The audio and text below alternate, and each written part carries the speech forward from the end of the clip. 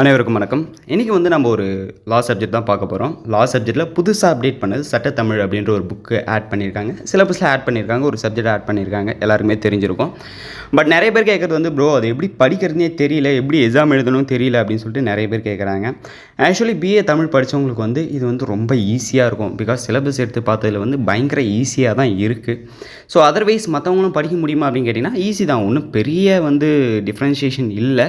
But தமிழை கொஞ்சம் understand பண்ணிக்கிட்டு படிச்சிங்க அப்படின்னா கொஞ்சம் ஈஸியாக இருக்கும். தென் எக்ஸாம் பாயிண்ட் ஆஃப் வியூவில் எப்படி படித்து எப்படி எழுதணும் அப்படின்னு சொல்லிட்டு கேட்டிங்கன்னா ஒன்றுமே கிடையாது. தமிழில் கதை எழுத தெரிஞ்சால் போதும்.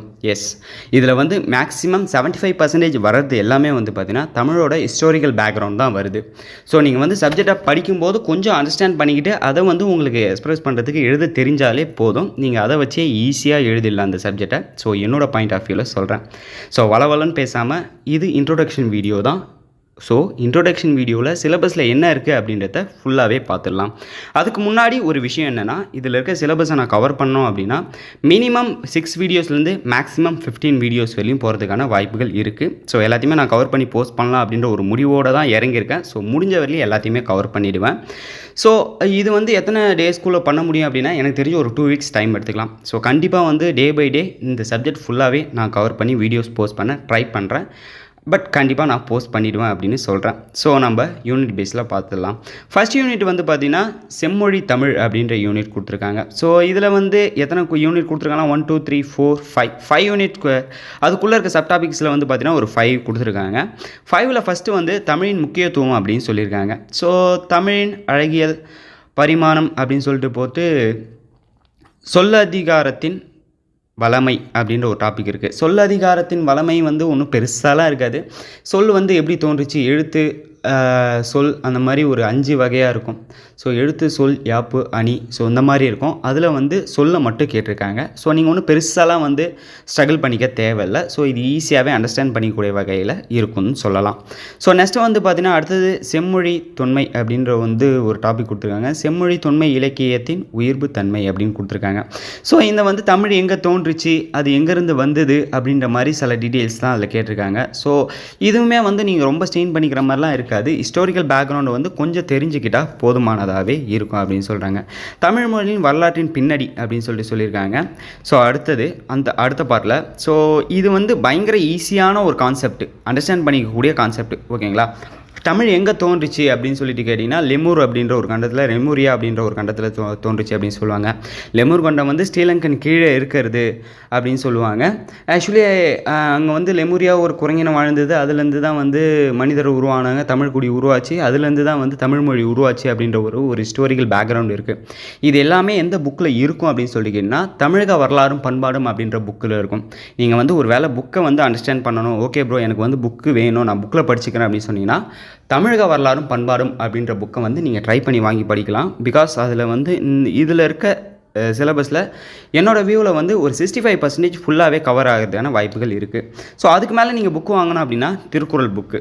பிகாஸ் இதில் 4th யூனிட் திருக்குறள் தான் கொடுத்துருக்காங்க. ஸோ திருக்குறள் புக்கு வாங்கினீங்க அப்படின்னா நீங்கள் அதை ஓரளவுக்கு தெரிஞ்சுக்கலாம். ஸோ இந்த 2 புக்கு இருந்தாலே நீங்கள் நல்ல மார்க் வாங்கலாம், நல்லா பாஸ் ஆகிறதுக்கான வாய்ப்புகள் இருக்குது. ஸோ அடுத்தது என்ன சொல்லியிருக்காங்க அப்படின்னு பார்த்தீங்கன்னா தமிழ் தொன்மைக்கான சான்றுகள் அப்படின்னு சொல்லியிருக்காங்க. கல்வெட்டுகள், நடுகற்கள், செப்பேடுகள், ஓலைச்சுவடிகள், பழங்கால நாணயங்கள் அப்படின்னு சொல்லியிருக்காங்க. இதுவுமே ஹிஸ்டாரிக்கல் பேக்ரவுண்ட் தான். எது எங்கெருந்து கிடைச்சிது அப்படின்றது தெரிஞ்சாலே போதும். கல்வெட்டுகள் எங்கெங்கே இருக்குது அப்படின்னு சொல்லிட்டு அது தெரிஞ்சால் போதும். ஸோ நடுகற்கள் எங்கே இருக்குது, செப்பேடுகள் எங்கே இருக்குது, ஓலைச்சுவடிகள் எங்கே இருக்குது, இதில் சில விஷயங்கள் விட்டுருக்கலாம். ஓவியங்கள், குடைவரை கோவில்கள், ஸோ இது ரிலேட்டடாக இது எல்லாமே தமிழோட ஹிஸ்டாரிக்கல் பேக்ரவுண்ட் தான். ஸோ தொன்மைக்கான சான்றுனா இது எல்லாமே இருக்குது. ஸோ நீங்கள் அதை வச்சு கூட சொல்லலாம். அடுத்தது தமிழின் வளமைக்கான சான்றுகள் அப்படின்னு கொடுத்துருக்காங்க. ஸோ தமிழின் வளமைக்கான சான்றுகள் ரொம்ப எப்படி சொல்கிறது, இதில் கொடுத்துருக்கிறது எல்லாமே ஓவரால் எல்லாமே கவர் ஆகிற மாதிரி தான் உங்களுக்கு கொடுத்துருக்காங்க. முக்கியமாக நம்ம பார்க்க வேண்டியது தொல்காப்பியம். ஆக்சுவலி தமிழில் நம்மளுக்கு ஃபஸ்ட்டு கிடைச்ச நூல் எதுன்னு கேட்டிங்கன்னா ரொம்ப பழமையான நூல் தொல்காப்பியம் அப்படின்னு சொல்லுவாங்க. தொல்காப்பியத்துக்கு முன்னாடி ஏதாவது புக் இருந்ததா அப்படின்னு சொல்லிட்டு கேட்டிங்கன்னா அகத்தியம் இருந்தது அப்படின்னு சொல்லிட்டு தொல்காப்பியத்தில் குறிப்பிட்டிருக்காங்க. பட் அது கிடைக்கல நமக்கு. அதை சிவபெருமான் சொல்ல அகத்தியர் எழுதுன்னு தான் ஹிஸ்டாரிக்கல் பேக்ரவுண்ட் சொல்கிறாங்க. பட் இதுவுமே நமக்கு ஹிஸ்டாரிக்கல் பேக்ரவுண்ட் தான் இருக்கிறத தவிர அந்த புக்கு கிடைக்கல. ஸோ இதில் ஃபஸ்ட்டு கொடுத்துருக்கிறது தொல்காப்பியம் கொடுத்துருக்காங்க. நெக்ஸ்ட்டு திருக்குறள் பற்றி உங்களுக்கு சொல்ல வேணாம், அது எல்லாமே தெரிஞ்சிருக்கும். ஐம்பெருங்காப்பியங்கள் அதுவும் தெரிஞ்சிருக்கும். ஐம்பெருங்காப்பியங்கள் சிலப்பதிகாரம், மணிமேகலை, வளையாபதி, குண்டலகேசி, சீவக சிந்தாமணி இது வந்து நீங்கள் ஸ்கூல் டைம்லேருந்து படிச்சுட்டு வருது. ஸோ அதை பற்றி ஒன்றும் பெருசாக இன்ட்ரொடக்ஷன் கொடுக்க தேவையில்லை. நெக்ஸ்ட்டு 17 கீழ்கணக்கு நூல்கள், புறநானூறு, அகநானூறு அப்படின்னு சொல்லியிருக்காங்க. 17 கீழ்கணக்கு நூல்கள்னால் ஒன்றுமே கிடையாது. ஜஸ்ட் அது ஒரு இன்ட்ரோ கொடுக்கணும்னா, எந்த ஒரு பாட்டில் வந்து 18 வரி கீழே இருக்குதோ அந்த புக்கு எல்லாத்தையும் 18 புக்கை எடுத்து 17 கீழ்கணக்கணும். 17 மேல் கணக்கில் வந்து 18 வரிக்கு மேலே இருக்கிற புக்ஸ் எல்லாத்தையும் எடுத்து 17 மேல் கணக்கணும் தொகுத்து வச்சுருக்காங்க அப்படின்றது உங்களுக்கு தெரிஞ்சிருக்கிறதுக்கு வாய்ப்பு இருக்கான்னு தெரியல, பட் மேக்ஸிமம் எல்லாருக்குமே தெரிஞ்சிருக்கும். ஸோ இதை தான் 17 கீழ்கணக்கு. புறநானூறு, அகநானூறு. ஆக்சுவலி புறநானூறு வந்து புறப்பொருட்கள் பற்றி வந்து 400 பால்கள் கொண்டதால் இது புறநானூறுன்னு பேர் வந்தது அப்படின்னு சொல்லுவாங்க. புறப்பொருட்கள், அகப்பொருட்கள். அகநானூறு, புறநானூறு. அகம்ன்றது வந்து பார்த்திங்கன்னா இந்த உடல் சார்ந்து உள்ளம் சார்ந்த ஒரு ரிலேட்டடான நிறைய கருத்துக்களை சொல்லியிருக்கோம். ஸோ இதை வந்து அகநானூறில் வந்து தெளிவாக சொல்லியிருப்பாங்க. இது அகப்பொருள்கள் பற்றி 400 பாட்டு இருக்கும். ஸோ அதால் அதை அகநானூறுன்னு சொல்கிறாங்க. புறப்பொருட்கள்ன்றது வந்து பார்த்திங்கன்னா இந்த நீதி, போர், வெளியே போயிட்டு நம்ம பழைய காலத்தில் எப்படி போர் பண்ணாங்க, எப்படி வெற்றி பெற்றாங்க, ஸோ அவங்க எந்த மாதிரியான இதை வந்து ஃபாலோ பண்ணாங்க அப்படின்றத மென்ஷன் பண்ணி தான் புறநானூறு. ஸோ இது ரெண்டுமே வந்து பார்த்திங்கன்னா பயங்கர இன்ட்ரெஸ்டிங்காக இருக்கும். பட் செய்யுள்கள்லாம் வந்து பார்த்திங்கன்னா கொஞ்சம் அண்டர்ஸ்டாண்ட் பண்ண முடியாத விதத்தில் இருக்கும். பட் நீங்கள் ஹிஸ்டாரிக்கல் பேக்ரவுண்டு தென் ஸ்டோரிஸை ஓரளவுக்கு தெரிஞ்சு வச்சுக்கிட்டீங்க அப்படின்னாலே உங்களுக்கு வந்து அந்த சப்ஜெக்டை எழுதுறதுக்கு பயங்கர ஈஸியாக இருக்கும். ஸோ நம்ம பார்த்தது ஃபஸ்ட் யூனிட் தான் பார்த்துருக்கோம். நெக்ஸ்ட்டு வந்து பார்த்திங்கன்னா தமிழ் ஆட்சி மொழி அப்படின்னு போட்டிருக்காங்க. சட்டப்பேரவை தமிழ் ஆட்சி மொழி அப்படின்னு சொல்லிட்டு போட்டிருக்காங்க. ஆக்சுவலி அதை நான் முன்னாடியே படித்தேன். மேக்ஸிமம் வந்து என்ன சொல்லியிருக்காங்கன்னா, பிஃபோர் இண்டிபெண்டன்ஸ் விடுதலை பெறதுக்கு முன்னாடி வந்து இந்தியாவில் வந்து எந்த மொழி எப்படி ஆட்சி மொழியாக இருந்தது, தமிழ்நாட்டுக்கு எப்படி தமிழ்நாடு அப்படின்னு சொல்லிட்டு பேர் வந்தது. ஸோ இந்த ஹிஸ்டாரிக்கல் பேக்ரவுண்ட் தான் வந்து பார்த்திங்கன்னா ஃபுல்லாகவே கவர் பண்ணி போடுற மாதிரி இருக்குது. ஸோ அதுவுமே வந்து பயங்கர ஈஸியாக இருக்குது. ஸோ அடுத்தது வந்து பார்த்திங்கன்னா அரசு அலுவல் மொழியாக தமிழ் அப்படின்னு போட்டிருக்காங்க. ஸோ இது எல்லாமே மாவட்ட நீதிமன்றத்தில் தமிழ் அப்படின்னு போட்டிருக்காங்க. ஸோ இது எல்லாமே வந்து பார்த்திங்கன்னா பெருசாக வந்து கோர்ட் ப்ரொசீஜர்ஸில் எப்படி ஃபாலோ பண்ணுறாங்க அப்படின்றது, எப்படி தமிழ் வந்து யூஸ் பண்ண ஆரம்பித்தாங்க அப்படின்றது, ஸோ இது ரிலேட்டடான சப்ஜெக்ட்ஸ் தான் இருக்குது. ஸோ இதுவுமே வந்து பயங்கர ஈஸியாக தான் இருக்கும், பெருசாக ஸ்ட்ரெயின் பண்ணிக்க தேவை வேண்டியதாக இல்லை ஆக்சுவலி என்னோடய வியூவில். பட் கொஞ்சம் படிக்கிற அளவுக்கு தான் இருக்குது, நீங்கள் ஈஸியாக அண்டர்ஸ்டாண்ட் பண்ணிக்கிற அளவுக்கு தான் இருக்குது அப்படின்னு சொல்லலாம். நெக்ஸ்ட்டு 3rd யூனிட் சட்டமும் அறமும் தமிழும் அப்படின்னு போட்டிருக்காங்க. தமிழ் இலக்கியத்தில் 4 தூண்கள், அறம், பொருள், இன்பம், வீடு. ஆக்சுவலி இது திருக்குறளில் வரும்ல, ஸோ அதே கான்செப்ட் தான். ஸோ அதை பற்றி திருக்குறளை பற்றி ஓரளவுக்கு சொல்லியிருக்காங்க. புறநானூறில் வந்து நான் முன்னாடி சொன்ன மாதிரி தான். ஸோ இதில் வந்து அந்த செய்யுள் வடிவத்தில் வந்து போர், வீரம் அதை பற்றி எங்கேயாவது சொல்லியிருக்காங்களா அப்படின்றத வந்து பெருசாக கேட்டிருக்காங்க. ஸோ அதான் நீங்கள் பார்த்தீங்கன்னா போதும். சட்டமும் இலக்கியமும். ஸோ அதுவும் வந்து பெருசாக ஒன்றும் டிஃப்ரெண்ட் கிடையாது. சட்டத்தை பற்றி எந்தெந்த இலக்கியத்தில் வந்து குறிப்பிட்டிருக்காங்க அப்படின்னு சொல்லிட்டு கேட்டிருக்காங்க. ஸோ அது நிறைய இலக்கியத்தில் வந்திருக்கு. ஸோ அது ஹிஸ்டாரிக்கல் பேக்ரவுண்டே வந்து பார்த்திங்கன்னா நல்லாவே இருக்குது, அதுவும் நல்லாயிருக்கும். அறம் கூறும் சபை அப்படின்ற ஒரு டாபிக் இருக்குது. ஸோ அறம் கூறும் சபையை பொறுத்தவரையிலையும் அது சிந்தனை வடிவம் சம்திங் நான் பார்த்தவரையிலுமே வந்து பார்த்திங்கன்னா சில பழைய காலத்தில், அதாவது மன்னராட்சி முறையில் என்னென்ன ரிலேட்டடாக இருந்தது அப்படின்ற மாதிரி தான் அதில் கொடுத்துருக்காங்க. ஸோ அதுவும் ஈஸி தான், நல்லா தான் இருக்குது. மனுநீதி சோழனின் நீதி. ஸோ அந்த ஹிஸ்டாரிக்கல் பேக்ரவுண்டு ஆக்சுவலி அது பெரிய ஸ்டோரி கிடையாது, சின்ன ஸ்டோரி தான். ஸ்டோரி உங்களுக்கு தெரிஞ்சிருக்கும், பட் அது புக்கில் எப்படி இருக்குது அப்படின்றத வந்து நீங்கள் பெருசாக வந்து எலாபரேட் பண்ணி எழுதுகிற மாதிரி இருக்கும். ஸோ அதுவுமே வந்து பார்த்திங்கன்னா கொஞ்சம் ஈஸியாக தான் இருக்கும், ரொம்ப ஸ்ட்ரெயின் பண்ணிக்காத அளவுக்கு தான் இருக்கும் அப்படின்னு சொல்லிட்டு என்னோடய வியூ. ஸோ கொஞ்சம் ட்ரை பண்ணிங்கன்னா ஈஸியாகவே அதை நம்ம அண்டர்ஸ்டாண்ட் பண்ணிக்கலாம்.